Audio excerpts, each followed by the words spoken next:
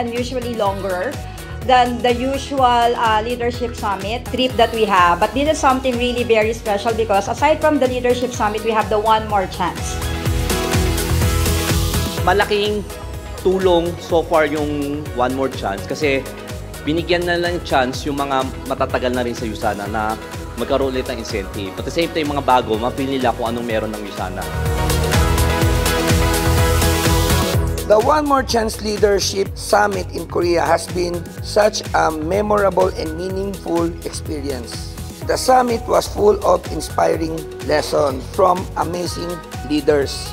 It reminded us of the importance of staying consistent, focused, and connected to our purpose.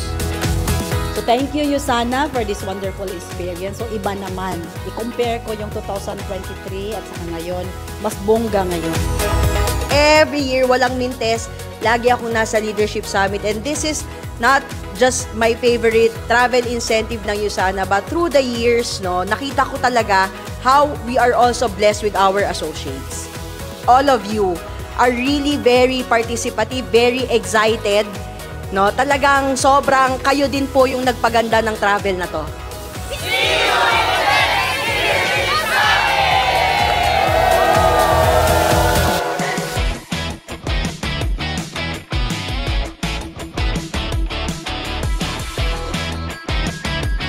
Bilang isa sa mga solid na leaders, isa sa mga eye-opener sa mundo ng USANA is ang pag-qualify sa travel. So far, this is one of the best travel incentives that we have attended. 우선 무척 한국에 온 걸 너무 환영하고 또 여러분과 함께 할 수 있는 초대해 주셔서 감사합니다.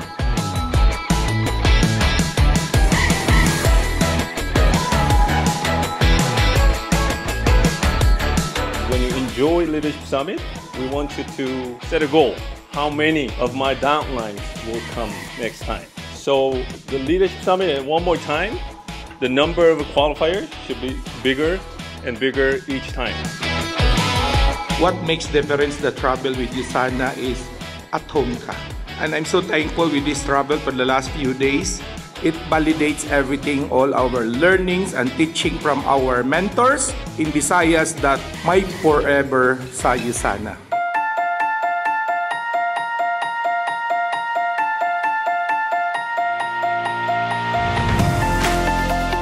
One thing that's stopping a lot of people to move forward is that the project mindset. Ayaw natin na may project lang natin, rank advancement, and then after nyo makuha yung rank advancement, tapos na. So what do we want to do? We want to make sure that we are looking or thinking like entrepreneurs. Ano ba yung sabihin na entrepreneurs? Negosyo to. Hi guys, we are here right now sa USANA Korea office. Tara! Dapat ang mindset natin, kasi negosyante tayo, we have to continuously building the business. That is the most important thing, that you have that kind of courage in your heart. Courage to develop a new story.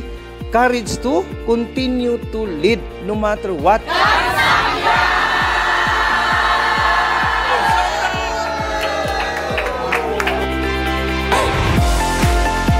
Siyempre, paano natin may hit yung next? No, we have to learn how to grow our business. Diba? Kasi if we know how to grow our business, then it would be easier for us to teach it down the line. Thank you, USANA, for making this trip unforgettable. It wasn't just a journey, it was a life-changing experience filled with appreciation, purpose, and joy. Let's continue moving forward to our next chapter is waiting.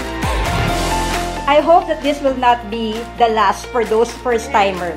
This is nothing yet in terms of like how we will be able to provide a lot better trips than this one. USANA is the best! Number one! Woo! Marami pa tayong mga trip na naghihintay. And all that we need for you to do is not to stop.